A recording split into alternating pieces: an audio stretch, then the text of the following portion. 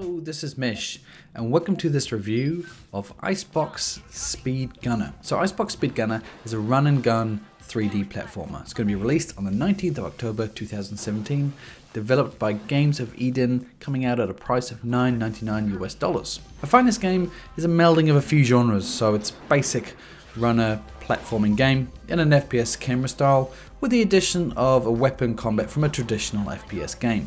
And it has a manipulate time ability, so you can manipulate time and gravity, which is crucial for earning victory. So all those components wrapped in a synthwave Tron-like environment where the goal is to get the best score while escaping the icebox. So the basic gameplay premise is to get from point A to point B without dying, whilst getting the fastest time, killing enemies, collecting resources, and trying to maintain your health level to maximize your score for the global leaderboard. To aid you on your way to achieving this, you can utilize double jumps, 8 different weapons, a glitch mode, which is what I spoke about before, so you can manipulate time and gravity and engage your protective shields. The game has various modes, so it has a campaign mode which is 20 levels, a marathon mode which is procedurally combines the campaign into one large level which can be up to 100 kilometers long. So we have a Zen mode which is without weapons, an unlimited jumping mode, an arena mode, a hunter mode, even a daily level and a monthly level, which is a fantastic way to engage the community. If you want any ideas of previous games, this is similar to, a couple of examples would be Dead Core, CM Speedrunner from Hell, Super Shot, kind of, BIOS, and maybe Cluster Truck as well, just to name a few, which is the melding I was talking about. So now, onto the main question. Is Icebox Speedgunner any good? So let's talk about gameplay first. So the gameplay inputs respond in a manner which is exactly what is required when using the keyboard and mouse. It's very solid. So the platforming is fairly simplistic.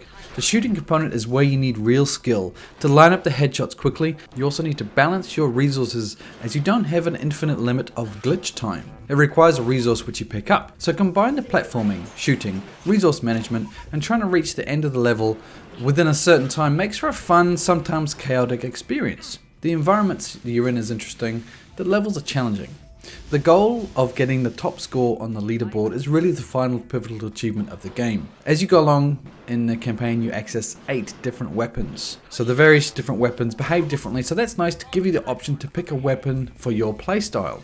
The weapons overall feel slightly weak, a general lackluster feeling from those weapons, which is a combination of visual and audio design. The addition of the glitch mode is a real nice game mechanic.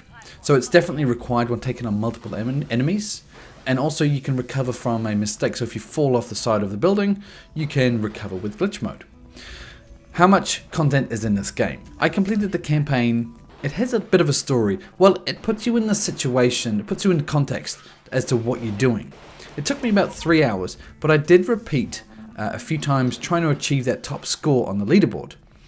You also unlock the entire campaign again with all the weapons unlocked when you finish the main campaign.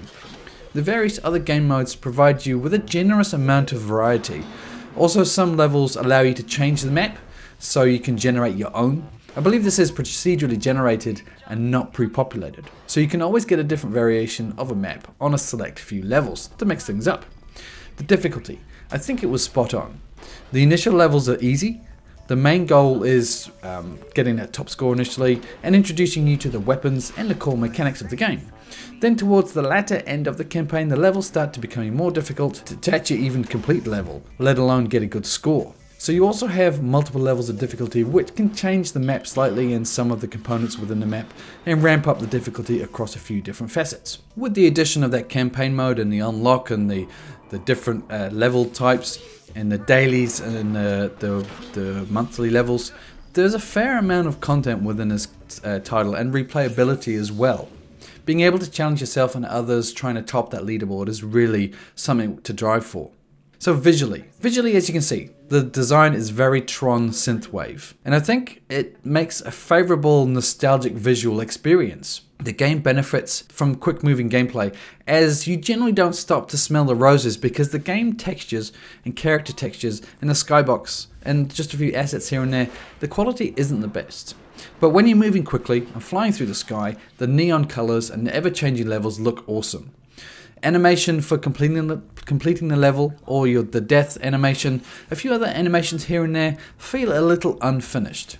A point of note, the menu system functions but feels quite clunky and dated also. So onto the audio. So the soundtrack fits the game. The visual design and the audio track have a great symbiosis. The sound effects of the weapon and the environment are adequate, but the same as the visual assets, just pretty low quality. I do have a gripe with the audio. Whilst it's all very functional and has that synergy and works well, with a game like this, it's repetitive by design. And I feel the audio track really needs to stand out. Having a fantastical soundtrack that keeps you toe tap until Christmas would be awesome with a title like this. And that is definitely missing with this game. So in summary, do I recommend this game or not? I think the game is well priced. $9.99 US. For the quality and the content, that price sits fairly comfortable with me. Merging the FPS running and gunning gameplay components has been done before a fair amount of times, but what makes this game appealing is the specific aim at getting those top scores. So by combining the multiple facets of the game, so the speed, the accuracy, the resources, your health, so not just concentrating on one component of gameplay, you need to master it all to get those high scores. This game could really spawn a very competitive community if it gets enough exposure. If you get a large community constantly driving for those top scores, it will be a lot of fun and very competitive. But clearly that is dependent on how the community receives and picks up this title. Whilst I've mentioned a few flaws, so some audio assets, some textures, some animations feel dated, and a campaign story that feels like it could have been really great but just wasn't capitalized on, we must remember this is a cheap indie title. Sure, the game lacks a little bit of polish in a few areas, but the game has a unique idea and solid gameplay. This is a game that has been made with a lot of passion by a small team. This is the obvious trade-off with most indie titles, a game made by a small dedicated team with an idea or a dream making games that sometimes have rough edges. And that is the case with this title here. And it's just something to keep in mind when thinking of purchasing or not.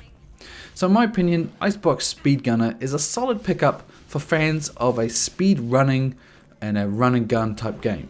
A good few hours of campaign play, multiple variations of other game modes, with the addition of fighting a never-ending battle to be top of the leaderboard. So I hope this review has helped you know to purchase or not. Let me know feedback below.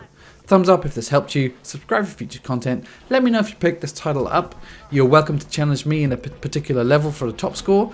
Put your game name in the comments and what level you've achieved that score, and I'll check it out and try and beat it. But for now, this has been a review of Icebox Speedgunner.